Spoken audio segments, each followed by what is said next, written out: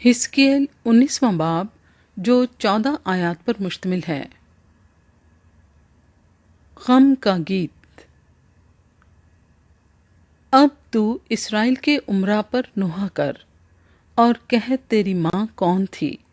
ایک شیرنی جو شیروں کے درمیان لیٹی تھی، اور جوان شیروں کے درمیان اس نے اپنے بچوں کو پالا، اور اس نے اپنے بچوں میں سے ایک کو پالا تو وہ جوان شیر ہوا اور شکار کرنا سیکھ گیا اور آدمیوں کو نگلنے لگا، اور قوموں کے درمیان اس کا چرچا ہوا تو وہ ان کے گڑھے میں پکڑا گیا، اور وہ اسے زنجیروں سے جکڑ کر زمین مصر میں لائے۔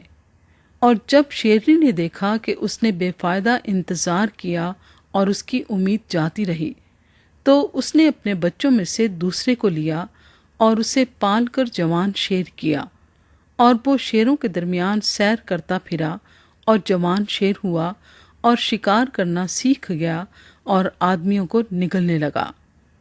اور اس نے ان کے قصروں کو برباد کیا اور ان کے شہروں کو ویران کیا۔ اس کی گرج سے ملک اجڑ گیا اور اس کی آبادی نہ رہی۔ تب بہت سی قومیں تمام ممالک سے اس کی گھات میں بیٹھیں، اور انہوں نے اس پر اپنا جال بچھایا۔ وہ ان کے گڑھے میں پکڑا گیا، اور انہوں نے اسے زنجیروں سے جکڑ کر پنجرے میں ڈالا اور شاہ بابل کے پاس لے آئے۔ انہوں نے اسے قلعے میں بند کیا تاکہ اس کی آواز اسرائیل کے پہاڑوں پر سنی نہ جائے۔ تیری ماں اس طاق سے مشابہ تھی جو تیری مانند پانی کے کنارے لگائی گئی۔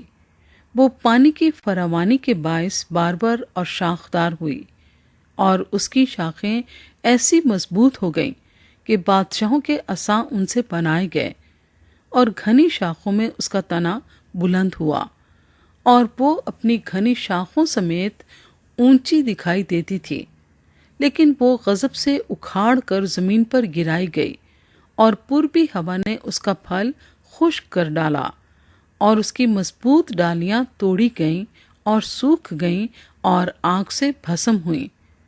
اور اب وہ بیابان میں سوکھی اور پیاسی زمین میں لگائی گئی، اور ایک چھڑی سے جو اس کی ڈالیوں سے بنی تھی آگ نکل کر اس کا پھل کھا گئی، اور اس کی کوئی ایسی مضبوط ڈالی نہ رہی کہ سلطنت کا عصا ہو۔ یہ نوحہ ہے اور نوحے کے لیے رہے گا۔